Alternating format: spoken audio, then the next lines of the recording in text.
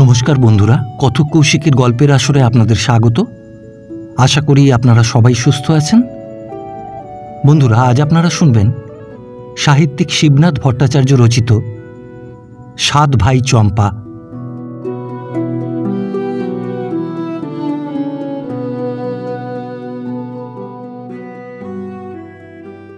Branch লাইনের ছোট্ট একটি ফ্ল্যাগ স্টেশন। একখানা পুরাতন ওয়াগনের চাকাগুলি খুলে মাটিতে বসিয়ে কৃত্রিম একটা ঘর তৈরি করা হয়েছে। তারই মধ্যে একখানা টেবিল ও একটা আলমারি নিয়ে আমাদের আখডাঙ্গার স্টেশন। পাশেই একটা অনুরূপ ওয়াগনের মধ্যে আমার কোয়ার্টার। তাছাড়া চতুর্দিকে শুধু দিগন্তজোড়া উন্মুক্ত মাঠ আর সবুজ ধানের ক্ষেত। মাঘ মাসের মাঝামাঝি, শীতটা তখন বেশ জাঁকিয়ে পড়েছে। একদিন সকালবেলায় ঘুম থেকে উঠে ঘরের বাইরে এসে দেখি আশেপাশের মাঠগুলোতে মহা সমারোহে ধান কাটা শুরু হয়েছে। স্টেশনের পেছনের নিচু জমিটায় কয়েকজন কৃষক মাথায় গামছা বেঁধে উৎসাহে কাজে লেগেছে। জমির আলের ওপর বসে একটি বৃদ্ধ তামাক টানতে টানতে তাদের কার্যকলাপ পর্যবেক্ষণে রত। বৃদ্ধটি হয়তো ওই জমিটার মালিক, আর ওই লোকগুলি তারই নিযুক্ত কিষাণ। অত বড় জমিটার মালিক যে মা লক্ষ্মী যার ঘরে পরিপূর্ণরূপে বিরাজমান, তাকে আর স্বহস্তে জমি চাষ করতে হয় না। এখানে আমি নতুন এসেছি, বিশেষ কারো সঙ্গে আলাপ পরিচয় হয়নি এখনো। স্টেশনের কাজকর্ম সেরে বেড়াতে বেড়াতে একদিন মাঠের দিকে গেলাম। সূর্যকিরণ স্নাত পাকা ধানের ক্ষেতে কর্মক্লান্ত কিষাণের দল তখন কর্মে ক্ষান্ত দিয়ে পথিপার্শ্বের আসত গাছটার ছায়ায় বিশ্রাম করতে বসেছে। তাদের সম্মুখে বসে বছর 15-16 একটি গৌরাঙ্গী কিশোরী ধামা থেকে মুড়ি নিয়ে কিষাণদের গামছায় আঁজলা করে ঢেলে দিচ্ছে। আমাকে দেখে বৃদ্ধটি বলল, নমস্কার মাস্টার বাবু, বেড়াতে বেরিয়েছেন বুঝি? 25 টাকা বেতনের স্টেশন মাস্টার আমি। অনেকেই আমাকে চেনে, স্টেশন মাস্টার বলে একটু সম্ভ্রমও করে। বৃদ্ধটিকে জিজ্ঞাসা করলাম, এবার ধান কেমন হলো মোড়ল? এই অমনি হলো একরকম বাবু, আপনাদের আশীর্বাদে, বিনীতভাবে মোড়ল উত্তর দিল। মেয়েটি এতক্ষণ একপাশে বসেছিল। আমাকে মোড়লের সঙ্গে গল্প করতে দেখে উঠে দাঁড়িয়ে বলল, এবার আমি যাই বাবা। তামাক টানতে টানতে মোড়ল বলল, আচ্ছা মা, এসো। মোড়লকে জিজ্ঞাসা করলাম, ওটি বুঝি তোমার মেয়ে? হ্যাঁ বাবা, ওই একটি মাত্র মেয়ে। এই বলে বৃদ্ধ অতি সন্তর্পণে একটা দীর্ঘ নিঃশ্বাস ফেলল। কিষাণদের মধ্যে যে লোকটি সর্বাপেক্ষা বয়োজ্যেষ্ঠ বৃদ্ধকে উদ্দেশ করে বলল, তুমিও বাড়ি গেলে না কেন বাবা? ওই লোকটির সম্বোধনে বুঝতে পারলাম যে সে তারই ছেলে। জিজ্ঞাসা করলাম, তোমার কটি ছেলে মোড়ল? বিশ্রামরত 4টি লোককে আঙুল দিয়ে দেখিয়ে দিয়ে মোড়ল বলল, ওই যে বাবু 4টি। লোকগুলি তার মাইনে করা চাকর নয়, মানুষ করা ছেলে। চাষাবাদের কথা নিয়ে মোড়লের সঙ্গে কিছুক্ষণ গল্প করে সেদিনকার মতো উঠে এলাম। পরদিন সকালবেলায় স্টেশনের কাজকর্ম সেরে কুকারে রান্না চাপাবার জন্য বসে ছুরি দিয়ে তরকারি কুটছি। এমন সময় একটা ঘটি হাতে করে মোড়লের মেয়েটি এসে বলল, একটু জল নেব মাস্টার বাবু? তার কণ্ঠস্বরে লজ্জা বা কুণ্ঠার লেশমাত্র নেই। স্টেশনের টিউবওয়েল থেকে মেয়েটিকে জল নেবার অনুমতি দিয়ে তরকারিগুলি ধোবার জন্য তার পেছনে পেছনে আমিও টিউবওয়েলের কাছে গিয়ে দাঁড়ালাম। আমার হাতের চুবড়িটার দিকে আর চোখে একবার তাকিয়ে ঘাড় নেড়ে মেয়েটি বলল, ও, আপনি বুঝি কুটনো ধোবেন? দাঁড়ান, আমি ধুয়ে দিচ্ছি। এই বলে সে আমার হাত থেকে চুবড়িটা টেনে নিয়ে আমাকে টিউবওয়েলটা পাম্প করতে ইঙ্গিত করল। কুটনোগুলি ধোয়া হলে চুবড়িটা একপাশে রেখে মেয়েটি বলল, এবার আমি জল নিয়ে একটু। বললাম, নাও। ঘটিটা পূর্ণ হলে ঢকঢক করে ঘটির জলটুকু পান করে মেয়েটি বলল, আহ, জলটা তো বেশ ঠান্ডা। মেয়েটির ছেলে মানুষই দেখে আমার হাসি পাচ্ছিল। বললাম, পাতাল থেকে আসছে কি না। অনর্থক একটুখানি হেসে মেয়েটি আর এক ঘটি জল নিয়ে মাঠের পথে নেমে গেল। সেই থেকে প্রায় প্রত্যহই দেখতাম মেয়েটি স্টেশনের টিউবওয়েল থেকে জল নিয়ে যাচ্ছে। কোনোদিন বা আমার সঙ্গে দু একটা কথাবার্তা হতো, কোনোদিন আমাকে কর্মব্যস্ত দেখে নিঃশব্দে জল নিয়ে সে চলে যেত। দিন 15 পরের কথা। মাঠের ধান কাটা প্রায় শেষ হয়ে এসেছে। কাটা ধানগুলি মাঠেতেই গাদা দিয়ে ধান ঝাড়া শুরু হয়েছে। অবসর মতো একদিন মাঠে গিয়ে গাছতলায় বসে মোড়লের সঙ্গে কিছুক্ষণ চাষাবাদ সম্বন্ধে গল্প করি। এই কদিনের আলাপে তার সঙ্গে বেশ একটু ঘনিষ্ঠতাও হয়েছে। এই সরল স্বতঃস্ফূর্ত পল্লীপ্রাণ লোকটিকে আমার লাগে মন্দ নয়। কথায় কথায় একদিন মোড়লকে জিজ্ঞাসা করলাম, মেয়ের বিয়ে দিচ্ছ কবে মোড়ল? বিস্মিত চোখে আমার মুখের পানে তাকিয়ে মোড়ল বলল, ও আপনি জানেন না বুঝি, অনিলা যে বিধবা। মোড়লের মেয়েটির নাম অনিলা। জিজ্ঞাসা করলাম, সে কি মোড়ল, ওইটুকু মেয়ে বিধবা? নির্লিপ্ত কণ্ঠে মোড়ল বলল, হ্যাঁ, 5 বছর বয়সে মাকে আমার গৌরী দান করে পুণ্যি করেছিল। বছর পেরুতে না পেরুতেই হাতে হাতে সেই পুণ্যির ফল মিলল। বৃদ্ধের কণ্ঠস্বর যেন এক প্রাণান্তকারী নির্মম বেদনায় ভেঙে পড়বার উপক্রম করল। এমন সময় অনিলাকে মুড়ির ধামা হাতে করে মাঠের দিকে আসতে দেখে ওই প্রসঙ্গ চাপা দেবার জন্য মোড়লকে জিজ্ঞাসা করলাম, ছেলেদের সব বিয়ে হয়ে গেছে? তামাক টানতে টানতে অন্যমনস্কভাবে মোড়ল শুধু বলল, হ্যাঁ। বিকেলবেলা স্টেশন ঘরের সামনে বসে একখানা মাসিক পত্রিকার পাতা উল্টাচ্ছিলাম। দূরে অস্পষ্ট বৃক্ষশ্রেণীর অন্তরালে অপরাহ্নের ম্লান সূর্য তখন অস্ত দিগন্তে। পাকা ধানের ক্ষেতের বুকে অপরাহ্নের মিলিয়ে যাওয়া শেষ রোদ যেন আলো ও ছায়ার জাল বুনে চলেছে। চতুর্দিকে বেশ একটা নয়নাভিরাম রোমাঞ্চকর দৃশ্য। সহসা গেট খোলার শব্দে পেছনে চেয়ে দেখি, 2 হাতে গেট ঠেলে অনিলা স্টেশনের মধ্যে প্রবেশ করছে। ইতিপূর্বে এ সময় তাকে এখানে আসতে দেখিনি কখনো। কাছে এলে জিজ্ঞাসা করলাম, আজ যে এ সময় অনিলা, গাড়ি দেখতে এলে বুঝি? স্মিতহাস্যে অনিলা বলল, গাড়ি তো আমাদের বাড়ির উঠোন থেকেই দেখা যায়। তবে কি জল নিতে? ঘটি কই? এই ভর সন্ধ্যেবেলা বুঝি কেউ জল খায়? এই বলে অনিলা তার আঁচলের গেরোটা খুলে বড় বড় 2টো বেগুন বের করে বলল, আমাদের গাছে হয়েছিল, বাবা পাঠিয়ে দিলে। বেগুন দুটোর দিকে একবার আর চোখে চেয়ে বললাম, তা তো দিলে, কিন্তু অত শত কেটে কুটে রান্না করে কে?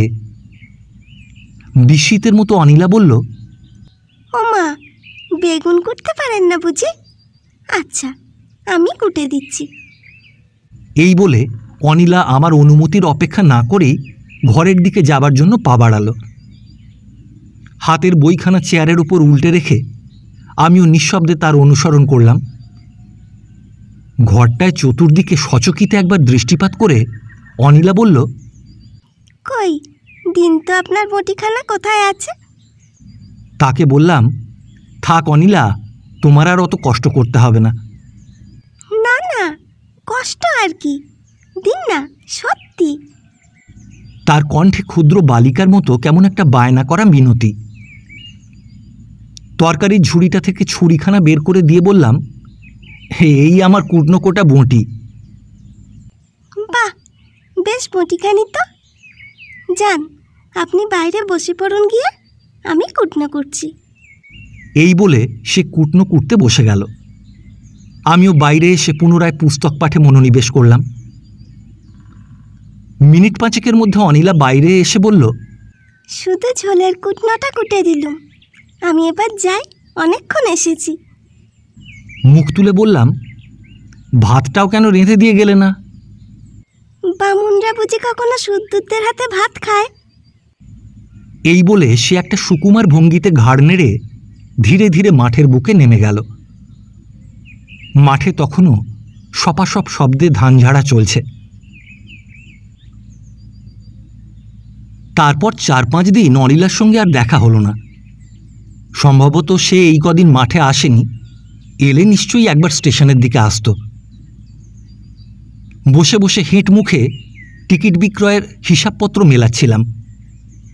এমন সময় দরজার কাছে খুট করে একটা শব্দ হতে মুখ তুলে দেখি দুয়ারের আংটা ধরে অনিলা আমার দিকে চেয়ে চুপ করে দাঁড়িয়ে আছে। জিজ্ঞাসা করলাম, এই যে এ কদিন আর মাঠে আসনি বুঝি? ঘরের মধ্যে প্রবেশ করে অনিলা উত্তর দিল, না, বাবার অসুখ করেছে কি না। কার অসুখ? মোড়লের? কি হয়েছে? জ্বর, বুকে সর্দি, আজ একটু ভালো আছে। অনিলা বেশিক্ষণ দাঁড়ালো না, যাবার সময় বলে গেল, কাল থেকে মাঠে আর কেউ আসবে না, ধান ঝাড়া সব শেষ হয়ে গেছে, অতএব সেও আর মাঠে আসবে না। এবছরের মতো মাঠের সঙ্গে তারও প্রয়োজন ফুরিয়েছে।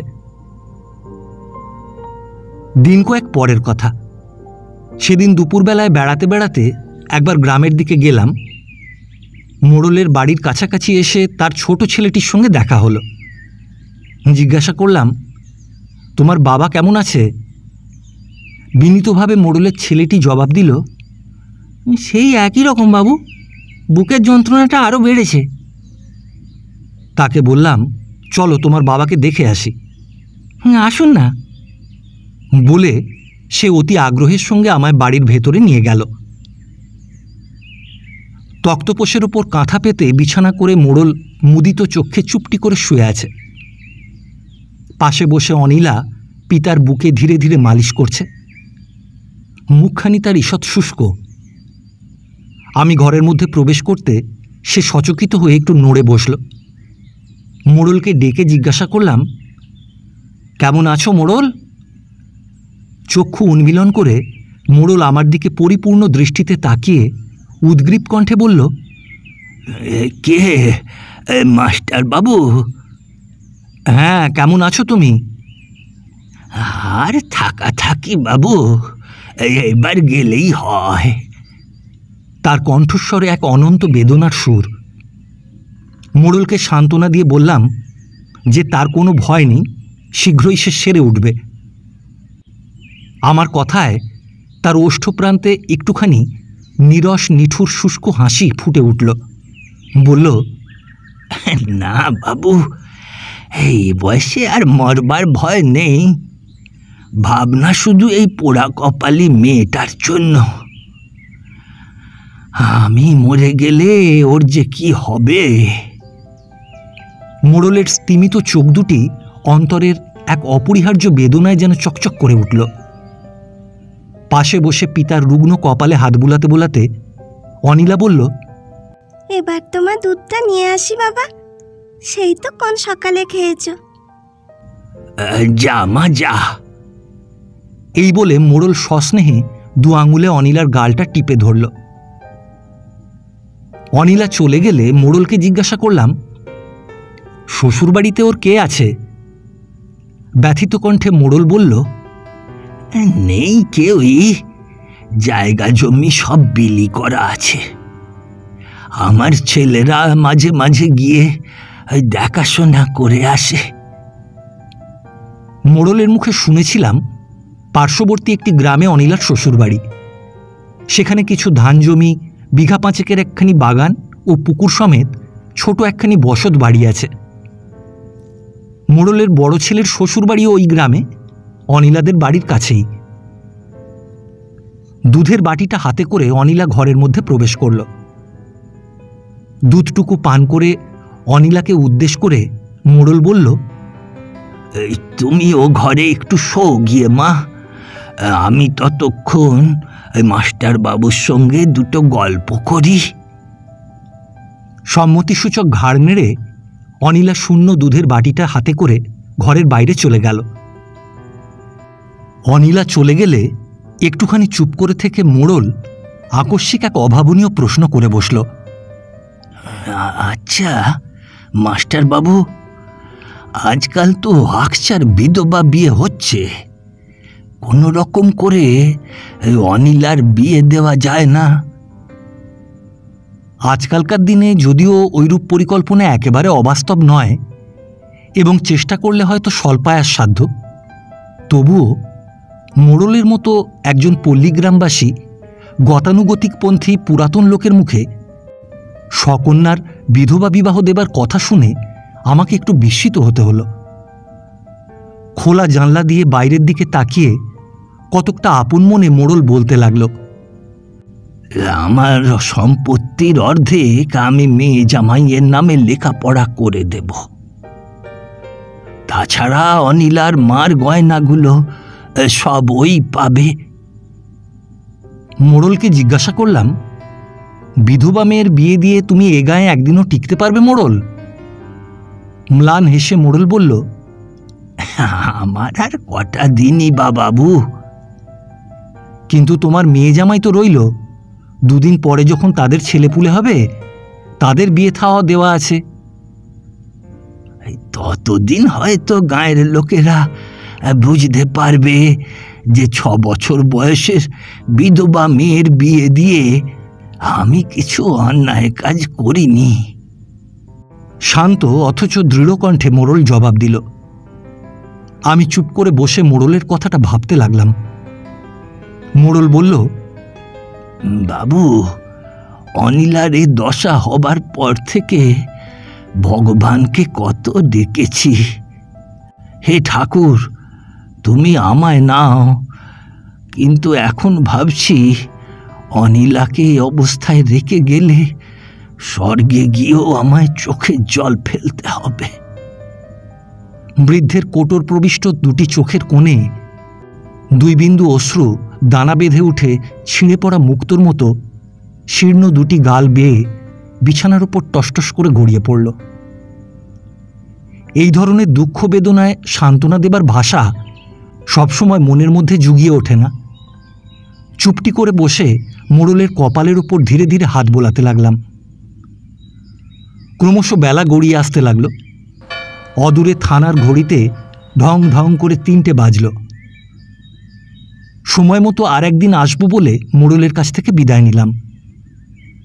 ঘরের বাইরে এসে উঠোনে পা দেওয়া মাত্র কোথা থেকে অনিলা বলল, আবার আসবেন।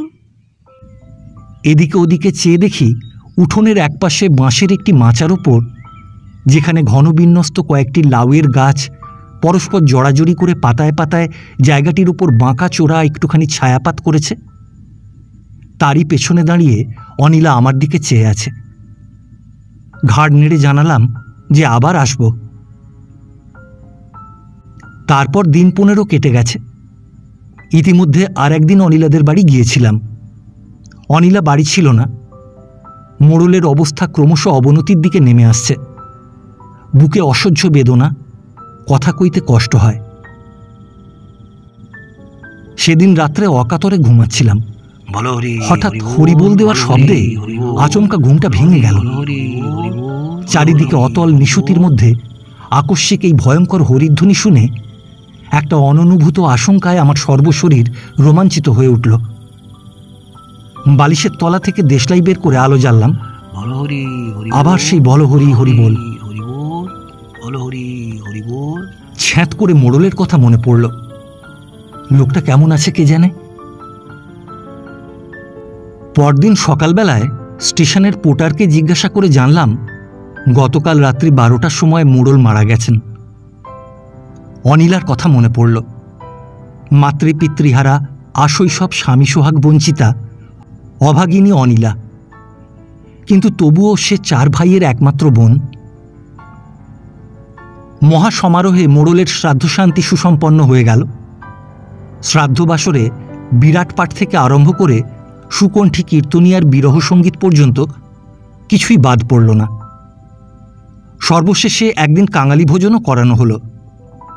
গ্রামের সকলে এক বাক্যে মোড়লের 4 পুত্রের প্রশংসা করে বলল, হ্যাঁ, ছেলের মতো ছেলে বটে। প্রায় মাসখানেক পরে একদিন সকালবেলায় দাঁতন করতে করতে স্টেশনের প্ল্যাটফর্মে পায়চারি করছি। এমন সময় দেখি একটা শিশি হাতে করে অনিলা রেলওয়ে ক্রসিং পার হয়ে ওপারে যাচ্ছে, সঙ্গে একটি প্রৌঢ়া বয়সী বিধবা স্ত্রীলোক। আমাকে দেখে অনিলা বলল, খুব সকালবেলায় উঠেছেন যে দেখছি। তার কণ্ঠস্বরে চরিত্রগত বেশ একটা শান্ত সংযত ভাব, সর্বাঙ্গে বেশ একটা প্রশান্ত অথচ প্রদীপ্ত যৌবনশ্রী। জিজ্ঞাসা করলাম, এত সকালে কোথায় যাচ্ছ অনিলা? চণ্ডীতলার কলেজে। আজ কদিন থেকে বড্ড জ্বরে ভুগছি কিনা। চণ্ডীতলা? সে তো অনেকটা। হেসে অনিলা বলল, আমরা চাষিভুষি লোক মাস্টার বাবু, আমাদের পথ চলা অভ্যাস আছে। মোড়লের মতো অবস্থাপন্ন লোকের মেয়েকে যে একদিন রোগজীর্ণ দুর্বল দেহ নিয়ে একক্রোশ দূরে দাতব্য হাসপাতালে দিনহীন কাঙালের মতো ওষুধ আনতে যেতে হবে, এ কখনো কল্পনা করিনি। তার ছেলেদের ঘরে এখনো গোলা ভরা ধান, গোয়াল ভরা গরু, সংসারের বেশ সচ্ছল অবস্থা।